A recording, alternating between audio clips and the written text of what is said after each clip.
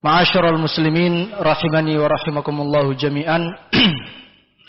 Insyaallah taala sesaat lagi kita akan kembali mendengarkan kajian kita pada sesi yang kedua ini bersama Al-Ustaz Abu Abdillah Muhammad Rifa'i hafizahullah taala dengan tema yang sama, yaitu wasiat di atas manhaj.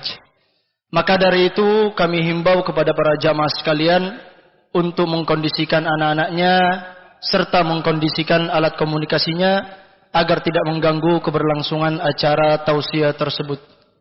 Untuk mempersingkat waktu kepada Al-Ustaz Abu Abdillah Muhammad Rifa'i hafizahullah, waktu dan tempat, falyatafaddal mashkuran ma'jura. Bismillahirrahmanirrahim. Alhamdulillahi rabbil alamin wal 'aqibatu lil muttaqin wala 'udwana illa 'alal zalimin. Wa asyhadu an la ilaha illallah wahdahu la syarikalah wa asyhadu anna Muhammadan 'abduhu wa rasuluh sallallahu alaihi wa ala alihi wa sahbihi wa man tabi'ahum bi ihsanin ila yaumiddin, amma ba'd.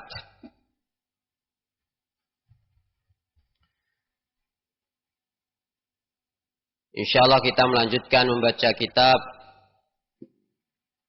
Wasaya fil Manhaj di Fadilati Syekh Ubaid bin Abdullah Al-Jabiri rahimahullahu ta'ala rahmatan wasi'ah.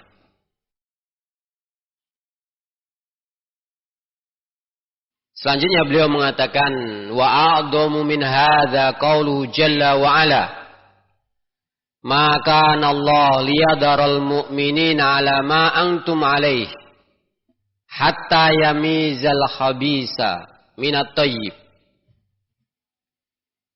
Dan lebih besar dari apa yang disebutkan oleh beliau dari hadis Rasul alaihi salatu wassalam, yakni firman Allah Subhanahu wa taala, maka Allah liyadaral mu'minin ala ma antum alaih. Tidaklah Allah Subhanahu wa taala akan membiarkan orang-orang yang beriman di atas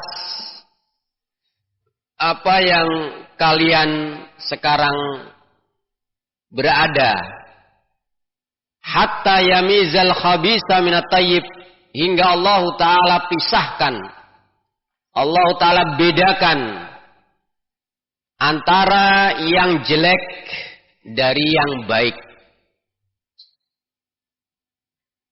Ikhwani fi din azan ya Allah iyakum. Ayat ini menjelaskan bahwasannya termasuk hikmahnya Allah Subhanahu wa taala. Allah Ta'ala tidak biarkan hamba-hambanya, orang-orang yang beriman,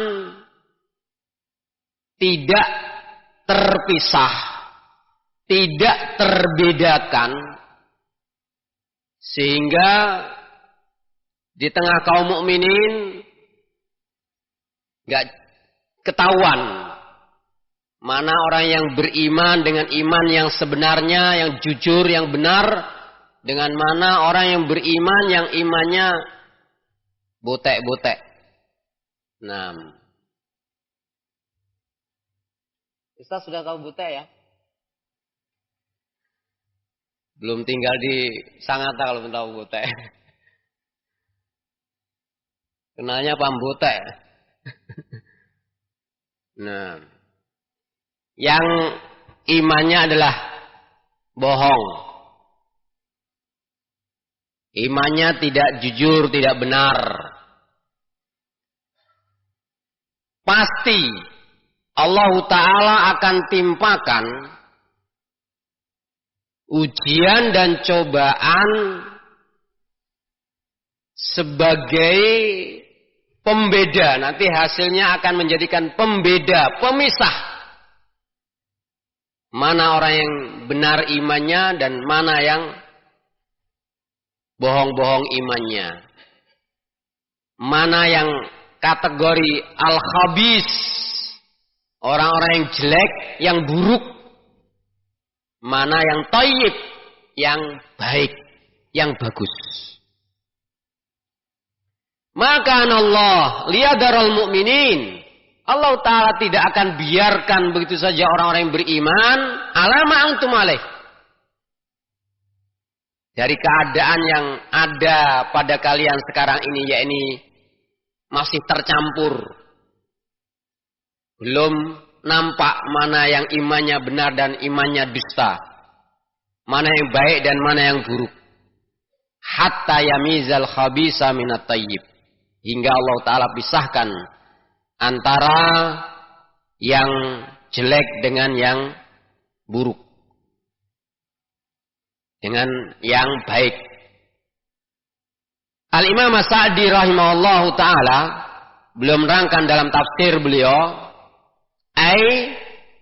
Maka nafi hikmatillah ayat rukal mu'minin ala ma'antum alaihi minal ikhtilat wa adamit tamayyus hatta yumayyizal khabis minat tayyib. Tidak termasuk hikmahnya Allah. Kalau kemudian Allah Ta'ala biarkan orang-orang yang beriman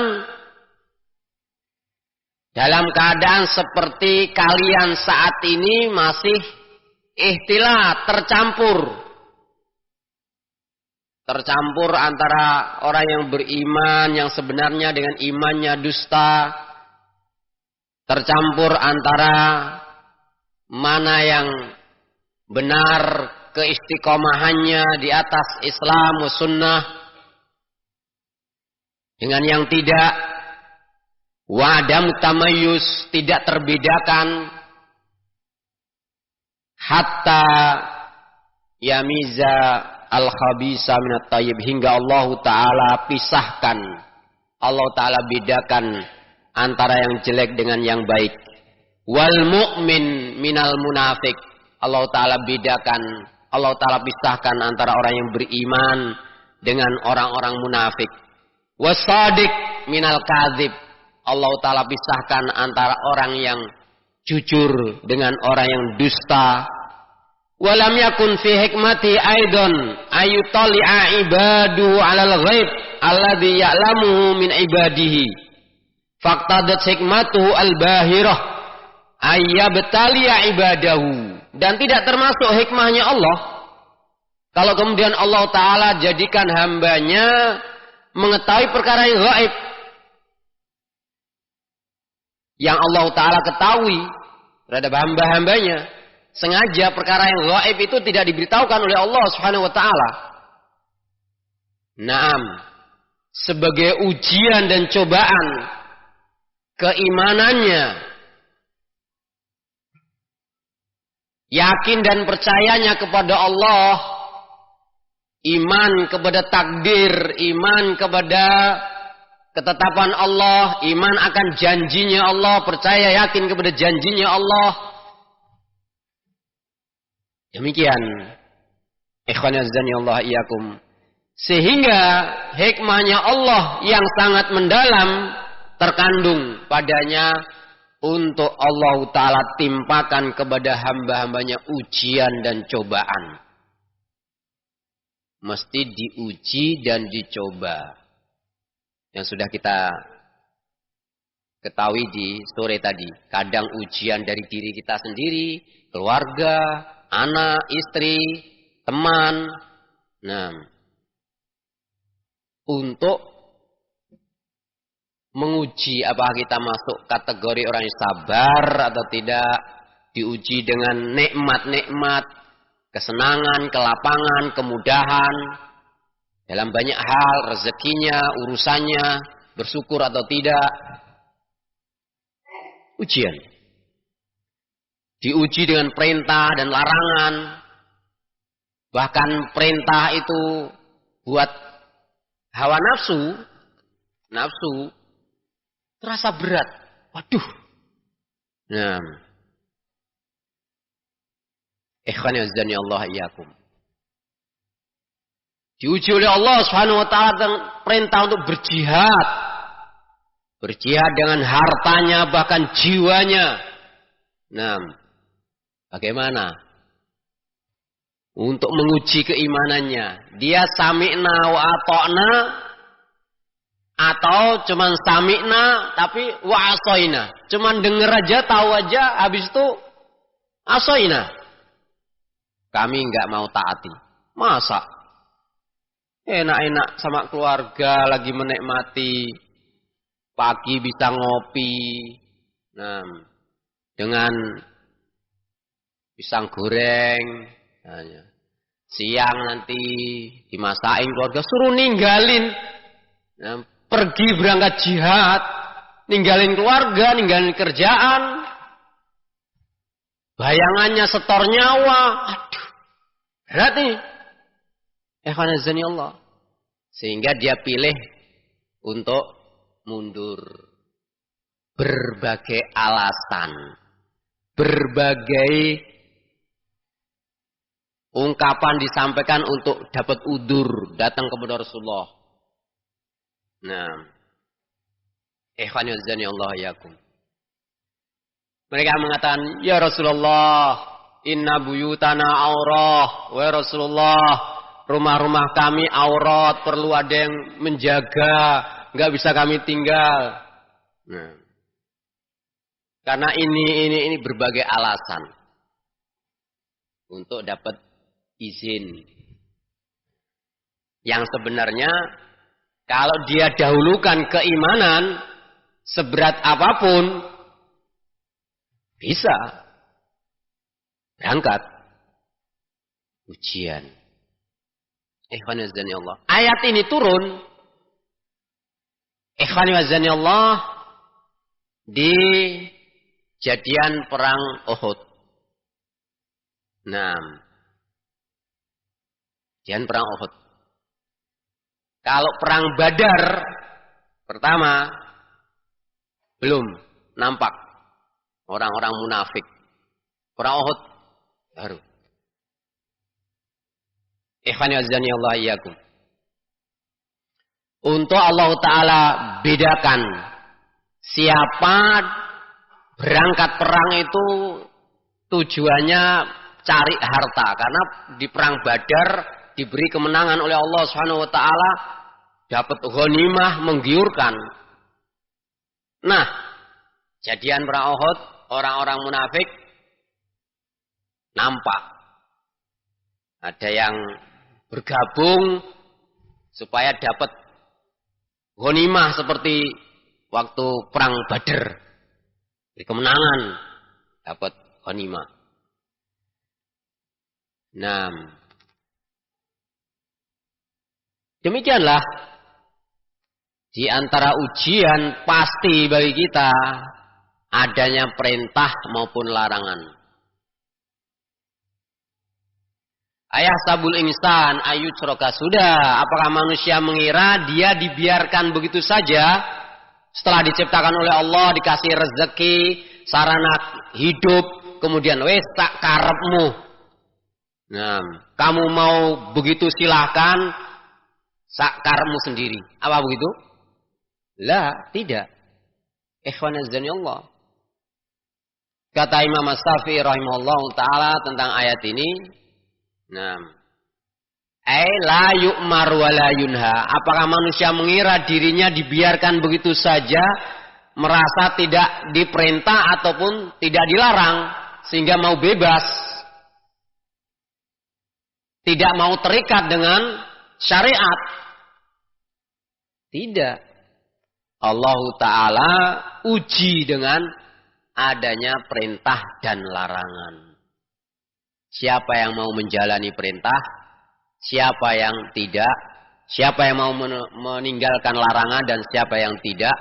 Dari situlah akan nampak, terbukti siapa yang benar-benar mujahidin, siapa yang benar-benar sabirin, sakirin, nah, thayyibin, mu'minina, haqqa. Itu dari siapa yang betul-betul mau berjihad, berjuang, bersabar, bersyukur, membuktikan keimanannya dengan iman yang benar, dan siapa yang sebaliknya. Ikhwani wazzani Allah iyyakum. dari bermacam-macam ragamnya ujian dan cobaan, tujuannya ini. Litamyiz yumayizu al-khabisa minat tayyib. Untuk memisahkan, membedakan mana golongan orang-orang yang jelek dan mana golongan orang-orang yang baik. Makanya apa yang ada pada kita itu sadarilah, itu ujian untuk menjadikan penilaian untuk dirimu, bukan orang lain, diri kamu. Kamu masuk al-khabis atau at-tayyib, yang jelek atau yang baik. Nah, maka kalau kemudian dengan ujian, cobaan, dengan berbagai macam keadaan ditimpakan kepada kita, alhamdulillah kita dibimbing oleh Allah dengan kegiatan yang baik, kegiatan yang positif, lingkungan yang baik, teman yang baik, pekerjaan baik, keluarga yang baik, mengelolanya dengan baik. Alhamdulillah. Moga-moga kita digolongkan minat thayyibin, orang-orang yang baik. Tapi kalau dengan ujian ini, menjatuhkan kita kepada kejelekan, kok saya justru milih yang jelek begini, yang dosa begini, hanya tergiur dengan keuntungan, hanya tergiur dengan janji manusia, dan sebagainya. Segera sadari. Jangan-jangan ini menggiring saya untuk masuk nanti golongan orang-orang yang khabis, orang-orang yang jelek. Karena semua ujian itu. Walanabluwannakum hatta na'lamal mujahidina minkum wassabirin. Pasti aku akan timpakan ujian, cobaan kepada kalian hingga kami mengetahui siapa orang-orang yang di antara kalian yang betul-betul berjihad dan siapa yang termasuk orang-orang yang sabar. Faqtadat hikmatul bahirah ayabtaliya ibadahu. Maka hikmahnya Allah menuntut untuk menimpakan ujian cobaan kepada hamba-hambanya. Wa yaftinahum bima fi bihi yatamayyazul khabis minat tayyib. Dan Allah Ta'ala timpakan fitnah kepada mereka untuk Allah Ta'ala bedakan, pisahkan antara yang jelek dengan yang baik. Min anwa'i ibtila wal imtihan, dengan berbagai macam ujian dan cobaan. Fa arsalallahu rasulahu, Allah pun mengutus rasul-rasulnya. Ujian. Allah Ta'ala utus rasul-rasulnya, nikmat besar, tapi itu ujian. Maka lihat, akan terpisah manusia. Siapa yang mau mengimani rasul dan siapa yang tidak. Pasti terjadi itu. Naam. Siapa yang mau mentaati Rasul dan siapa yang tidak, pasti terjadi. Keadaan manusia terpisah. Wa amara bi ta'atihim, dan Allah Ta'ala memerintahkan hamba-hambanya untuk mentaati para Rasul. Wal inqiyad lahum, dan Allah Ta'ala perintahkan untuk mengikuti mereka. Wal imana bihim, Allah Ta'ala perintahkan untuk mengimani para Rasul. Wa wa'adahum alal imani wa taqwa al ajral adim. Allah Ta'ala janjikan bagi orang yang beriman dan bertakwa berupa pahala yang besar. Fangqasaman nas bihasabi atba'ihim lirrusul kismain. Maka Allah Ta'ala membedakan, manusia akan terbagi sesuai dengan tingkat mereka mau mengikuti Rasul, menjadi dua bagian, menjadi dua macam, menjadi dua tipe, muti'in wa asin. Ada orang-orang yang taat kepada Rasul, ada yang orang-orang yang maksiat kepada Rasul. Mukminin wa munafikin, ada yang mukmin, ada yang munafik. Muslimin wa kafirin, ada yang muslim, ada yang kafir. Naam. Yurattiba ala dzalika tsawab wal iqab, yang kemudian Allah Ta'ala akan gandengkan dengan itu adanya pahala, ganjaran, ataukah siksaan. Konsekuensinya demikian. Ya. Jadi globalnya gini. Manusia ciptakan oleh Allah, diberi nikmat, berbagai macam sarana, dan juga perintah dan larangan sebagai ujian, maka hasilnya dari ujian itu akan terpisah. Mana yang baik dan mana yang buruk. Mana yang beriman dan mana yang kafir. Naam, mana yang taat, mana yang maksiat. Terus, habis itu Allah Ta'ala akan berikan balasannya masing-masing. Jazaan wifaqah, balasan yang setimpal. Ada yang dapat ganjaran pahala, ada yang dapat siksa. Waliyadhar adlu wa fadluhu wa hikmatuhu li khalqihi, sehingga nampak keadilannya Allah Subhanahu wa taala dan keutamaannya Allah dan hikmahnya Allah Subhanahu wa taala kepada makhluk. Ini ikhwan azani Allah. Sehingga nanti enggak ada alasan, "Lu ya Allah, kenapa saya disiksa?" Nah, sudah Allah Ta'ala berikan ujian kepada kalian, diturunkan kepada kalian Rasul, diutus kepada kalian Rasul, diturunkan wahyu, bimbingan. Kamu nggak mau taat, kamu justru milih yang jelek, milih kepada kekafiran, milih kepada kemaksiatan, kedurhakaan. Nah, ikhwani fillah azani Allah iyyakum. Maka kalau kita kembali kepada keutamaan nikmatnya Allah Subhanahu wa taala ketika Allah Ta'ala mudahkan kita berbagai ketaatan, kebaikan, kita berlomba-lomba, itu adalah untuk prestasi kita, bukan orang lain. Bukan untuk Allah Ta'ala. Allah Ta'ala tidak butuh kepada kita, tapi kita yang butuh. Nah, dan jangan merasa, Allah, kalau itu kebutuhan kita, ya sebanyak apapun kita mesti kurang. Dalam hal kebaikan, bukan justru, oh kalau bukan karena saya, nah nggak jadi itu ma'at, nggak jadi itu pesantren, nggak jadi itu program. Loh, seakan-akan ma'at yang butuh, program yang butuh, agama yang butuh. Enggak. Habis itu udah cewa saya, mundur saya. Nah, loh, yang butuh kamu atau agamanya Allah? Kita yang butuh kepada agamanya Allah untuk kita istiqomah, untuk kita sabar. Adapun kadang kita kecewa karena sikap yang lain, manusiawi, kita berhadapan dengan manusia. Ikhwan azani Allah. Nah, yang menjadi progres adalah bagaimana kita sabar, istiqomah di atas agamanya Allah. Kok ada ujian, kadang mendapati sikap sebagian ikhwah begini, begitu. Itu ujian, kita sabar atau tidak? Nah, fasbir nafsaka ma'alladina yad'una rabbahum bil ghadati wal 'asyi yuriduna wajhah wa la ta'du 'ainaka 'anhum turidu zinatal hayatid dunya. Sabarkan dirimu. Tetap bersama dengan orang-orang yang mereka berdoa, beribadah kepada Allah di waktu siang ataupun malam, pagi ataupun petang. Nah, sabarkan dirimu. Di mana saja kamu akan dapat ujian pasti. Ikhwan azani Allah. Tadi sebagaimana disebutkan oleh Syekh bin Bas, minal mu'minin, kadang ujian tuh sesama orang yang beriman bahkan. Oh, mereka juga manusia.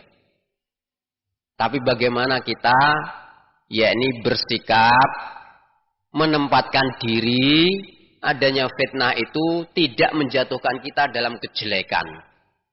Kalau kita yang posisi salah, ya kita koreksi. Kalau yang lain salah, kita nasihati. Nah, tetap sabar dalam pergaulan yang baik. Pergaulan sama orang yang mereka syiarnya adalah taat kepada Allah, beribadah kepada Allah, zikir kepada Allah. Nah, Wala ta'du ainaka anhum turidu zinatal hayatid dunya. Jangan kamu palingkan dirimu dari mereka hanya sekedar kamu ingin mendapatkan kesenangan-kesenangan dunia. Wala tuti' man aghfalna qalbahu an dzikrina. Jangan kamu taati, jangan kamu ikuti orang-orang yang kami lupakan hatinya dari mengingat kami, kata Allah. Wa taba'a, yang mengikuti hawa nafsunya. Wa kana amru furuta, yang urusannya adalah dosa, penyimpangan, pelanggaran. Nah, ikhwan yu'azzani Allah iyyakum. Hati-hati, satu kata ini sering jadi bumerang bagi kita, yakni istilah kecewa. Ya. Urusan sama manusia. Ikhwan yu'azzani Allah. Intinya kamu tidak dikecewakan oleh Allah pasti. Nah, perjuangan ada kalanya, bukan ada kalanya, pasti adanya ujian dan cobaan. Nah, Rasul dan para sahabat pun juga demikian. Ada musuh luar, ada musuh di dalam. Musuh di dalam ini yang berat. Ya, ini musuh dalam selimut, keberadaan orang-orang munafikun. Nah, sampai bahasanya dalam selimut itu. Menggunting dalam lipatan. Udah dilipat bagus-bagus, dari dalam digunting. Dibuka koyak-koyak. Nah. Ikhwan azani Allah yakum. Berat. Untuk istiqomah, untuk sabar, untuk senantiasa kita merasa butuh akan agamanya Allah. Perjuangan kita itu adalah untuk keperluan kita sendiri. Nah, ini tidak mudah, tidak ringan. Nah, karena itu adalah babnya ibtila, imtihan, ujian dan cobaan. Demikian. Sekali lagi, ayat ini diterangkan oleh Al-Imam Ibnu Katsir rahimahullah supaya kita semakin menyadari perjuangan kita yang sebenarnya. Rasul saja mengalaminya. Kata Al-Imam Ibnu Katsir tentang ayat maka Allah liyadaral mu'minin ala ma antum alaih hatta yamizal khabisa minat tayyib ay la budda ayyakida sababan minal mihnah yadharu fihi waliyuhu wa yaftadihu fihi aduwuhu. Pasti kata beliau, kata Imam Ibnu Katsir, akan diikat oleh Allah Subhanahu wa taala, dipastikan adanya sebab berupa ujian dan cobaan yang akan menampakkan siapa yang menjadi wali Allah dan semakin jelas siapa yang menjadi musuhnya Allah Subhanahu wa taala. Yu'rafu bihil mu'minu sabir wal munafikul fajir, yang dengan ujian dan cobaan akan diketahui orang yang beriman yang sabar dan orang yang munafik yang jahat. 6. Jahat karena bikin suka makar. Allah. Suka diantaranya ngungkit-ngungkit. Nah, jasanya. Jadi perang Uhud, sebelum perang Uhud Rasulullah SAW kumpulkan para sahabat. Mana ini? Kita defensif, bertahan di Madinah, ataukah ofensif, kita nyerang, atau kita bertahan di luar Madinah, mau diserang masalahnya. Mayoritas orang-orang munafik yang diketahui setelah kejadian itu, mereka usul kepada Rasul, kita bertahan di Madinah. Nah, buat benteng perlawanan dari serangan di Madinah. Sahabat-sahabat yang lain, mayoritas bahkan sahabat senior-senior, kita hadapi mereka di luar Madinah. Rasulullah secara pribadi Rasul ini. Nah, beliau pengennya di Madinah juga. Nah, dari suasana rapat itu Allah musyawarah. Ini mau perang musyawarah. Bayangkan ini. Urusan nyawa, urusan nanti ada kurban.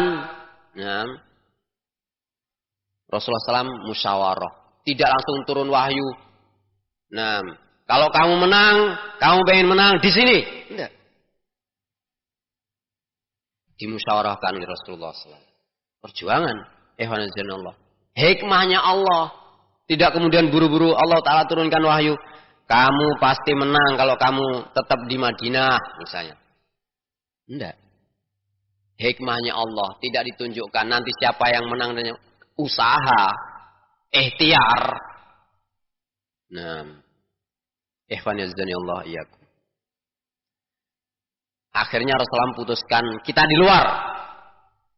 Pilih lokasi akhirnya di Uhud. Nah, secara strategi perang Rasulullah SAW sudah strategi yang sangat luar biasa. Jadi Uhud itu antara pintu masuk ke Madinah itu lewat celah sampingnya Uhud. Nah, kalau kita menghadap ke Gunung Uhud sebelah kirinya gitu, antara Uhud, nah dekat dengan celah itu ada bukit. Karena pasukan Rasul alaihissalam itu sedikit, sementara pasukan musuh banyak, maka Rasulullah SAW pilih lokasi yang sempit. Itu diantaranya perhitungan nih. Pilih yang sempit, supaya pergerakan musuh yang banyak itu nggak leluasa. Menjadi sempit juga. Dan itu keuntungan bagi kaum muslimin yang jumlahnya sedikit. Hanya saja setelah ada bukit ini tanah lapang. Itu harus ditutup istilahnya. Jangan sampai musuh lewat situ. Yang kalau musuh lewat sebelah bukit ini bisa nyerang dari belakang. Kaum muslimin justru keadaan terjepit depan belakang. Maka di Rasulullah SAW ditempatkan di bukit ini pemanah-pemanah ulung. Dari kalangan para sahabat ditunjuk itu yang memang jago-jago panah lah. Untuk blokade ini. Jangan sampai musuh lewat sini. Nah, dan dipesani. Apapun yang terjadi, baik kaum muslimin yang di bawah nanti menang ataupun kalah, kalian tetap di bukit itu yang dikenal sekarang bukit Rumah. Rumah itu dari Romyu, ya ini pemanah, bukit pemanah. Allah yakum. Akhir kejadian kaum muslimin inam kalah. Padahal sudah detik-detik mau menang itu, sebab penyelisihan, yakni pasukan pemanah ini tidak memegangi apa yang telah dipesankan oleh Rasul alaihissalam. Kebanyakan mereka turun, tinggal 8 atau 9 orang yang di situ dari kalangan sahabat-sahabat. Mayoritas turun, tujuannya pengen bantu sahabat-sahabat yang lain mengumpulkan ghanimah. Ternyata itu dibaca oleh Khalid bin Walid, pimpinan pasukan berkudanya orang-orang kafir Quraisy skala itu, belum masuk Islam dia, Khalid bin Walid. Dibaca, oh ini kesempatan. Bukit pemanah sudah ditinggalkan oleh para pemanah. Kesempatan untuk masuk. Pasukan berkudanya kemudian diarahkan di situ untuk nyerang dari belakang. Nah, walhasil kaum muslimin banyak yang meninggal. 70-an orang syuhada yang dikubur di Uhud, yang dikenal kita kuburan makbarah syuhada Uhud itu. Setelah kejadian itu, nah digunakan momen orang-orang munafik ngungkit-ngungkit. Apa yang kami bilang? Kami kan usul untuk bertahan di Madinah. Ini gara-gara usulan yang ngajak keluar gara-gara ini. Nah, subhanallah. Padahal urusannya fa idza azamta fatawakkal 'ala Allah. Kalau sudah kamu berazam menetapkan dari musyawarah itu misalnya A, sudah laksanakan A, setelah itu bertawakal kepada Allah. Nanti hasilnya bagaimana? Serahkan kepada Allah. Itu hikmahnya Allah. Namanya perjuangan. Nah, perjuangan tidak mesti terus hasilnya manis, enak, lezat. Nah, perjuangan perlu berdarah-darah. Ikhwanazani Allah. Berpeluh, berkeringat, capek, lelah, letih. Orang munafik justru ngungkit-ngungkit. Menyalahkan, cari kesempatan untuk siapa yang bisa dijadikan kambing hitam. Tahu kambing hitam? Tahu nggak? Tahu kambing hitam? Oh nggak tahu. Nah, pelajaran bahasa Indonesianya perlu ditingkatkan. Nah, anak-anak kita nggak tahu, cari kambing hitam. Tahu? Yang antum baju hijau. Cari kambing hitam tahu artinya? Nggak tahu, belum tahu.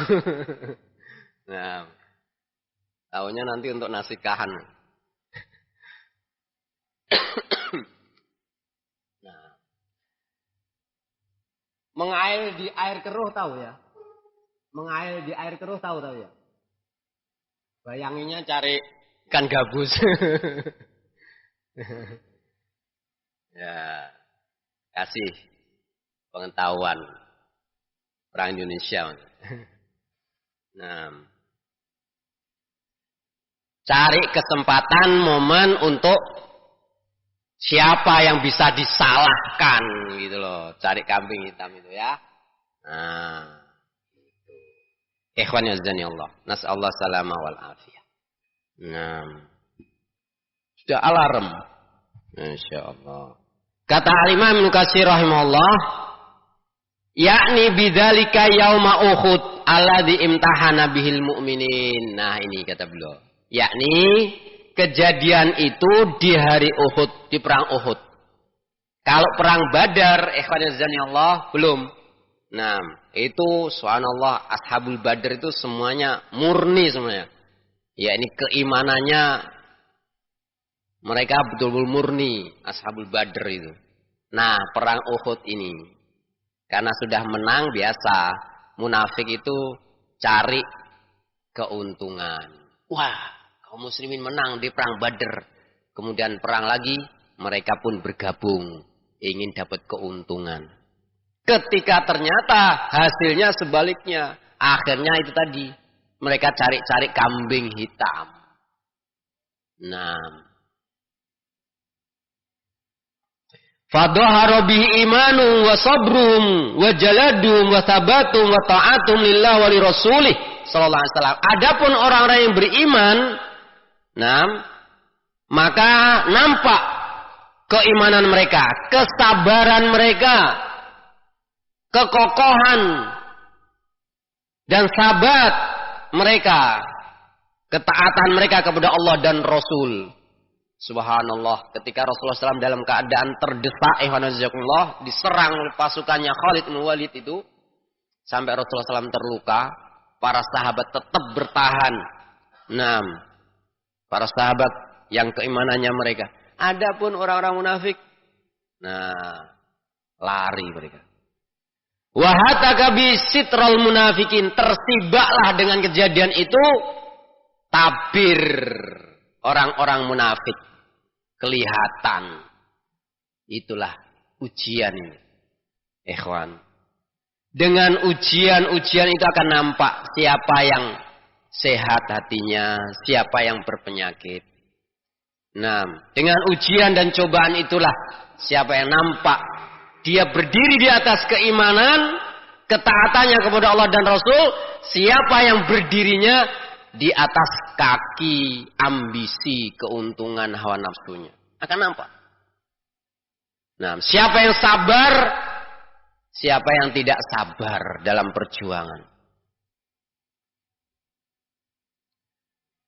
Wa hataka bi sitral munafikin fadhahara mukhalafatuhum wa nuqulhum anil jihad wa khiyanatum lillahi walir rasul sallallahu alaihi wasallam.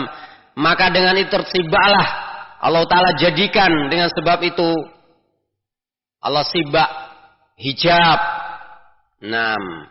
yang menutupi orang-orang munafik, semakin menampakkan kemunafikan mereka, menampakkan penyelisihan mereka dan pengkhianatan mereka dari jihad, berkhianatnya mereka kepada Allah dan Rasul alaihi salatu wassalam. Walaupun lisan mereka mengatakan amanna billah wa bil yaumil akhir, padahal wa ma hum bimu'minin, tidaklah mereka beriman. Walaupun satu kali mereka datang kepada Rasul menyatakan amanna, kami mengimani engkau adalah Rasulnya Allah,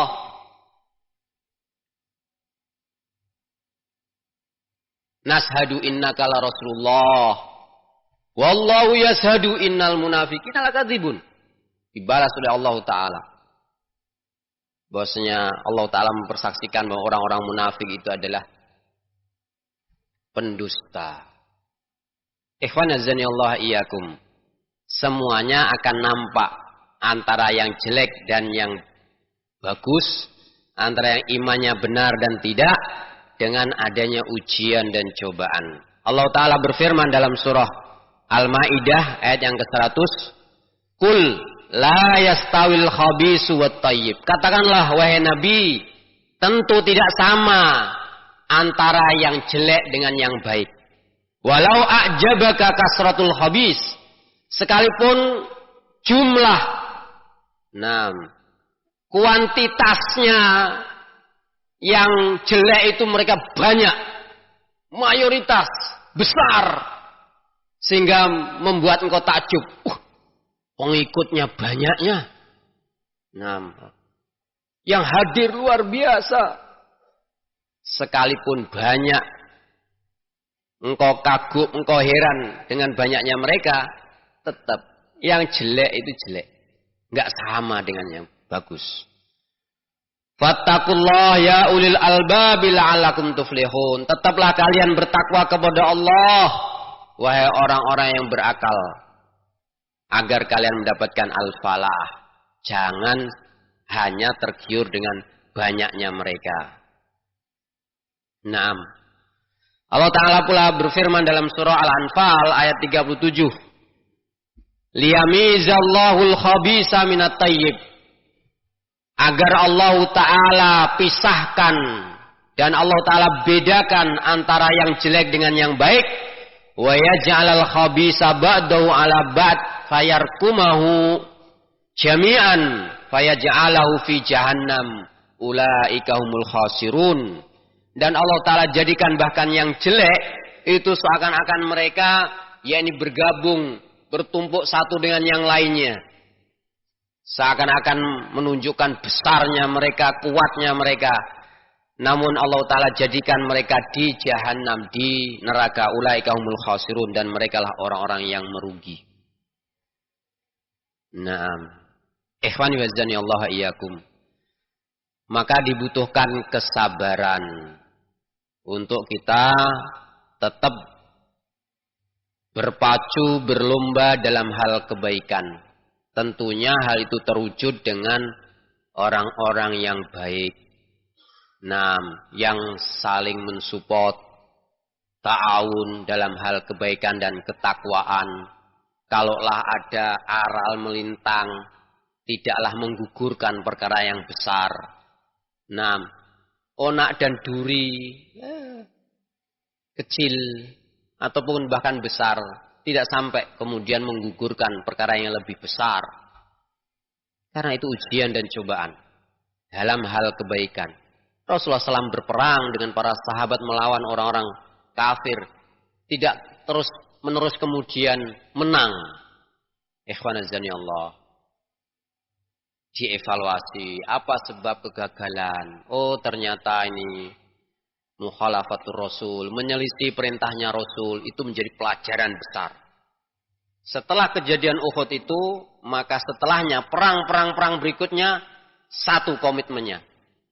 Nah, jangan mengulang kegagalan menjadi sebab kekalahan, yakni menyelisih perintahnya Rasul alaihi salatu wassalam. Nah,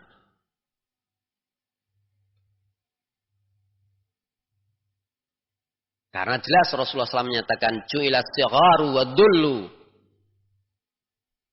liman khalafa amri, atau kama qala Nabi sallallahu alaihi wasallam, akan pasti dijadikan kerendahan dan kehinaan siapapun yang menyelisih perintahku. Makanya an-najah, keberhasilan itu adalah al-i'tisam bisunnah, berpegang teguh dengan sunnah Rasul alaihi salatu wassalam. Dengan apa yang dibawa oleh Rasul alaihi salatu wassalam, Al-Quran dan Al-Hadis, dipahami dengan benar. Barakallahu fikum. Selesai keterangan beliau, ikhwan azani Allah, kata beliau penutup, wa ahlus sunnati wal jamaah bada'an minas sahabat radhiyallahu anhum fa'immatut tabi'in yad'una ila ma warisuhu anin nabi sallallahu alaihi wasallam min takriril haqq wa da'wati ilaih wa dzabbi anhu wa an ahlihi. Dan ahlu sunnah wal jamaah dimulai dari kalangan para sahabat radhiyallahu anhum ajma'in. Kalau ada yang loh, kok ahlu sunnah wal jamaah dimulai dari dari zamannya sahabat? Apakah ada di zamannya sahabat itu ahlu sunnah wal jamaah? Adzan dulu kayaknya ya. Lanjut sebentar tadi adzan dulu. Betul. Kata beliau, ikhwan azani Allah iyakum, wa ahlu sunnati wal jamaati bada'an minas sahabah radhiyallahu anhum ajma'in.